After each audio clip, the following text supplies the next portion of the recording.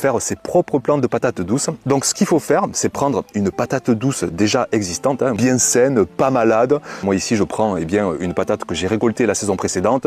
Sinon vous pouvez en acheter une, vous la brossez bien si jamais elle est traitée aux anti-germinatifs. Et une fois que vous avez une patate douce dans les mains, à partir de mi-février, moi-même fin février je commence, ça suffit largement. Et vous avez le choix en fait entre deux techniques. Soit comme je le fais chaque saison, vous allez découper en morceaux une patate douce et vous allez la mettre dans du terreau, avec la chair dans le terreau et la peau à peine affleurante en surface. Je mets donc dans un terreau bien humide, dans une mini-serre, sur un petit tapis chauffant. Alors si vous n'avez pas de tapis chauffant, vraiment les conditions idéales pour que ça germe vite et bien, c'est à la fois une belle chaleur et une belle humidité.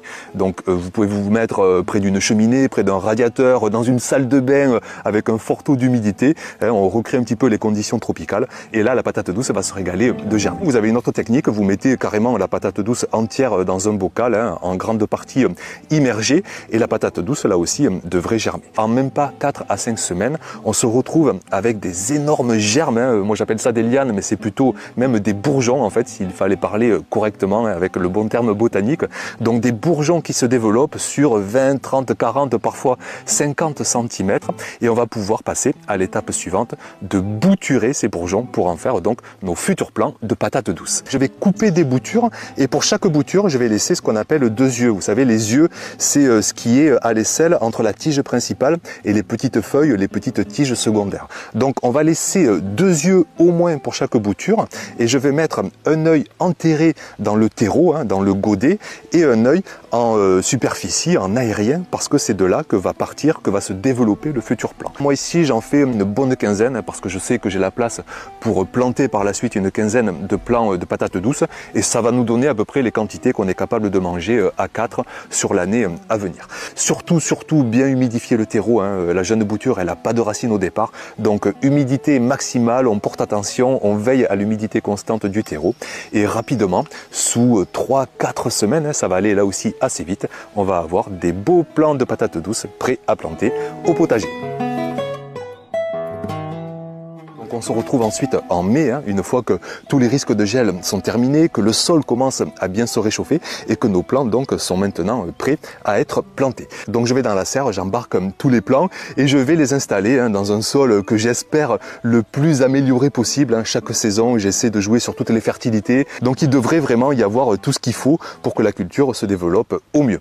Donc j'installe des plants un petit peu partout. Je privilégie quand même les zones les plus ensoleillées parce que c'est vraiment une culture qui adore le soleil, qui adore la chaleur. Mettez-vous vraiment au plein soleil pour espérer les meilleurs résultats. Dans un sol bien riche, un plant tous les 60 cm environ.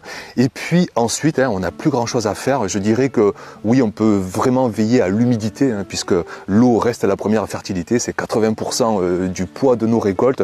Donc évidemment, veiller à une belle humidité s'il ne pleut pas assez. Et on va donc se retrouver facilement 4 mois après la plantation pour maintenant récolter nos patates douces.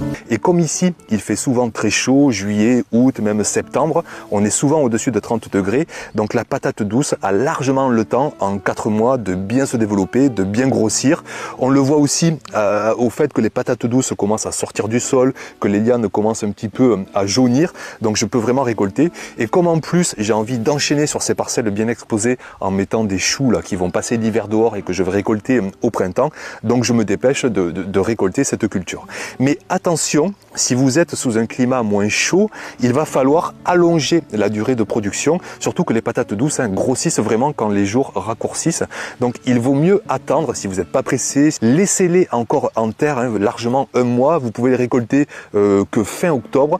Évitez par contre le gros gel parce que sinon elles peuvent avoir des dommages. Patientez, vous avez de grosses chances d'avoir des patates douces qui vont encore bien grossir et donc inutile de déjà les récolter. Vous pouvez de suite commencer à les consommer. Je peux vous dire que nous on n'a pas tardé, ça y est, les premières frites de patates douces ont été dévorées. Et puis pour bien les conserver, vous les mettez dans un endroit bien sec, idéalement frais. Moi je les mets dans mon abri de jardin et ça se passe très bien, elles s'y conservent très bien. J'en mets aussi parfois au garage tout simplement de la maison et là aussi elles s'y conservent très bien.